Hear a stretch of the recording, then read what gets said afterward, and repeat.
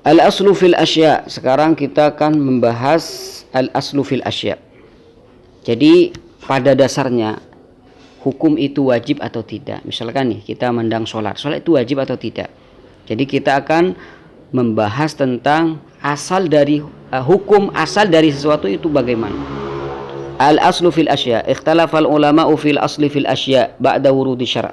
Setelah Rasulullah Shallallahu Alaihi Wasallam itu diutus, apa hukum sesuatu ketika itu? Misalkan nih kita mendang ini permasalahan A, permasalahan B dan semacamnya, itu hukumnya bagaimana? Apakah haram atau boleh? Jadi al-aslu fil asya ini membahas tentang hukum atau permasalahan-permasalahan. Jadi alhasil tidak ada satu permasalahan kecuali ada hukum. Ya. Setelah Nabi Shallallahu Alaihi Wasallam itu diutus.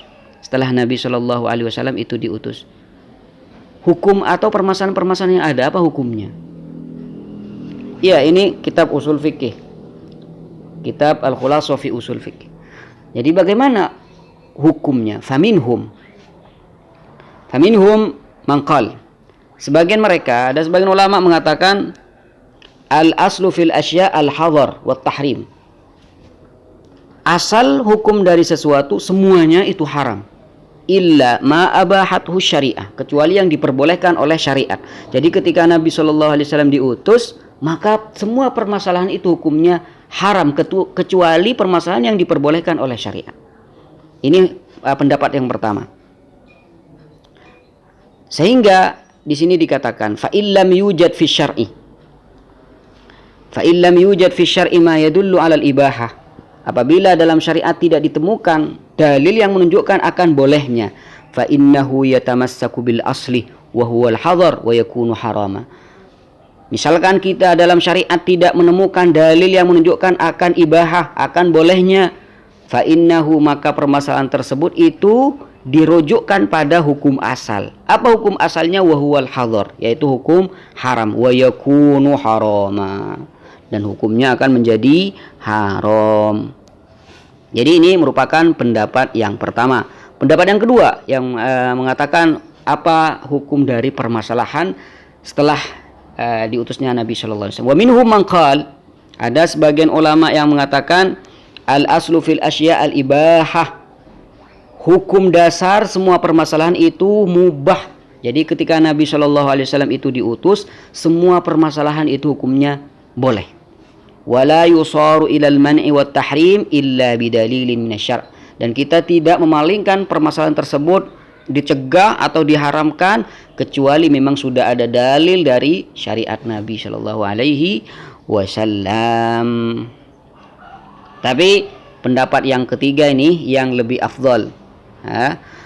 Wasahih, makanya di sini kata beliau sahih, wasahih, dan pendapat yang dibenarkan, yang dikuatkan, allazi alaihi jamahiru ahli ilmi, di mana pendapat yang ketiga ini merupakan pendapat jumhur ahli ilmi, mayoritas ulama, annal asla fil manafi al ibahah.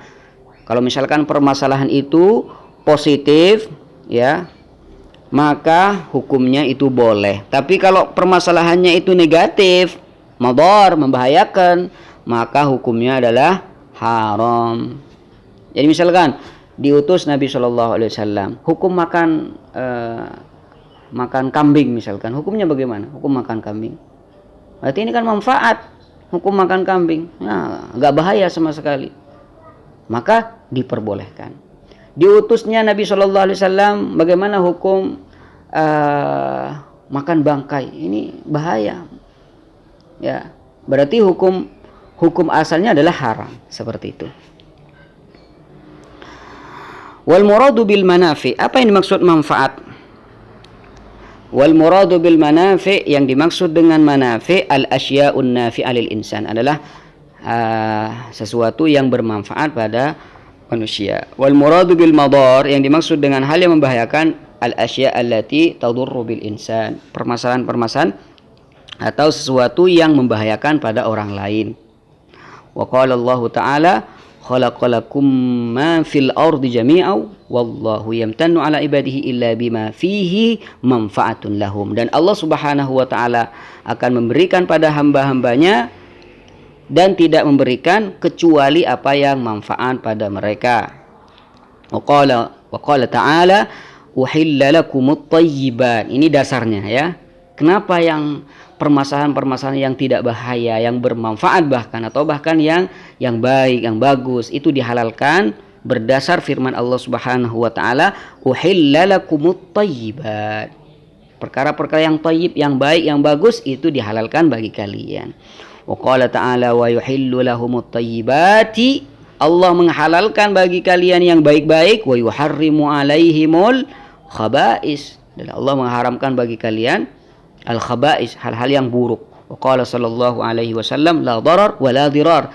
Tidak ada sesuatu yang bahaya dan tidak ada sesuatu yang membahayakan. Berarti kalau yang bahaya dan yang membahayakan pada orang lain, bahaya pada dirinya, bahaya pada orang lain, maka itu diharamkan. Kenapa? Berdasar sabda Nabi sallallahu alaihi wasallam, tidak ada, nggak boleh ada sesuatu yang membahayakan pada dirinya atau membahayakan pada orang lain. Jadi la darar ini artinya tidak ada sesuatu, tidak boleh ada sesuatu yang membahayakan pada diri sendiri, wala dirar, dan juga tidak ada sesuatu yang bisa membahayakan terhadap orang lain. Wa hadza sharih, dan ini sangat jelas fi nafyi ma fihi dararin, fi nafyi ma fihi dararun mutlaqan wallahu alam. Jadi di sini merupakan dalil yang sangat jelas akan menafikan hal yang membahayakan secara mutlak. Gimana permasalahan atau hal yang membahayakan pada diri sendiri atau orang lain, itu semuanya diharamkan oleh Nabi Shallallahu Alaihi Wasallam. Wallahu alam. Jadi mungkin ini yang bisa kami sampaikan di pertemuan pagi hari ini ya. Insyaallah kita akan lanjut di pertemuan-pertemuan selanjutnya. Pembahasan yang ketujuh, pembahasan ta'adul